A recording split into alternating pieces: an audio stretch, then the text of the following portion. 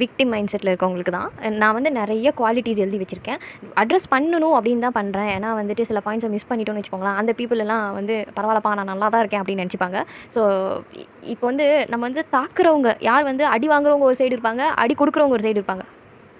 So I need to address both sides. So 2 சைட்லேயும் இருக்கவங்களுக்கு நான் வந்து சொல்லி ஆகணும், இந்த குவாலிட்டிஸ்லாம் இருக்குது, இந்த மாதிரி தான் உங்கள் மைண்ட் செட் இருக்கும் அப்படின்னு சொல்லி நான் சொன்னால் தான்.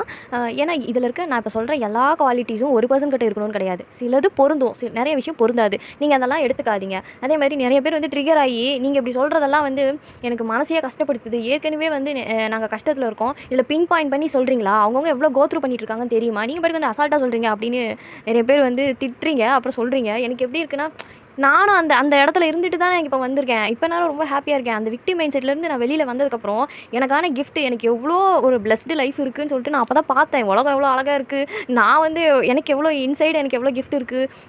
அப்போலாம் வந்து எனக்கு எப்படி இருக்கும்னா, நான் ரொம்ப அன்லக்கி, எதுவுமே எனக்கு கிடைக்காது, என் லைஃபே எப்படியே போயிடும், அப்படியே ரொம்ப நெகட்டிவான ஒரு பர்சனாகவே நான் ஒரு நெகட்டிவாக இருப்பேன்.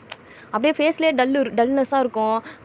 ஏன் இப்படி இருக்கா அவ, அப்படி தான் இருக்கும். ஆனால் அதுக்கப்புறம் வந்து எனக்கு நிறையா ஸ்பிரிச்சுவல் அவேக்கனிங்லாம் நடந்து நிறைய விஷயம் மாறிச்சு. என் லைஃப் வந்து சேஞ்ச் ஆனிச்சு. அஃப்கோர்ஸ் நான் நிறைய ஒர்க் பண்ணியிருக்கேன், இதுக்கு ஹீலிங் பண்ணியிருக்கேன், எல்லாம் பண்ணி தான் இந்த ஸ்டேஜுக்கு வந்திருக்கேன். அதனால தான் எனக்கு ஒர்க் ஆனிச்சு, என் லைஃப் வந்து சேஞ்ச் ஆகிருக்கு. ஸோ உங்கள் லைஃப்பும் இந்த மாதிரி ஏன் அதை லைஃப் லாங் எடுத்துகிட்டு போய் ஏன் கஷ்டப்படணும். அதனால தான் நமக்கு தெரிஞ்சது ஏதோ சொல்லுவோம், நம்மளால் முடிஞ்ச ஏதோ ஒரு ஹெல்ப் பண்ணுவோம் தான் இந்த வீடியோ போடுறேன். ட்ரிகர் ஆகி வந்து நீங்கள் என்ன திட்டுறீங்க, but it doesn't hurt me.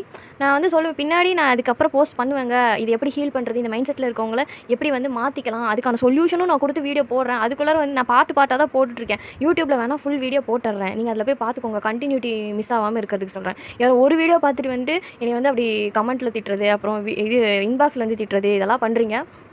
So கொஞ்சம் பேஷன்ஸு, கொஞ்சம் பொறுமையாக நீங்கள் பார்த்தீங்கன்னா நல்லாயிருக்கும்.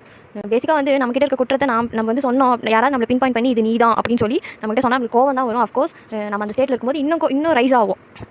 அதுலேருந்து வெளியில் வந்துட்டோம்னா, இப்படிப்பட்ட பர்சனாக நான், இதெல்லாம் இது நான் நேச்சுரலாக இது கிடையாது, இதெல்லாம் மற்றவங்க எனக்கு புகுத்துனது தான், எனக்குள்ளே மற்றவங்க பண்ணனது தான், இது நான் கிடையாதுன்னு நீங்கள் உணர்றப்போ என்ன மாதிரி தான் நீங்களும் பேசுவீங்கன்னு நான் நினைக்கிறேன். ஸோ இப்போ இன்னும் சில குவாலிட்டிஸ்லாம் எழுதி வச்சுருக்கேன், அதையும் நான் சொல்லிடுறேன்னா, what are the qualities, other qualities of victim mindset அப்படின்னா, லேக் ஆஃப் அக்கௌண்டபிலிட்டினா ரெஸ்பான்சிபிலிட்டி எடுக்க மாட்டாங்க, டிசிஷன்ஸ் எடுக்கிறதுக்கு பயம்.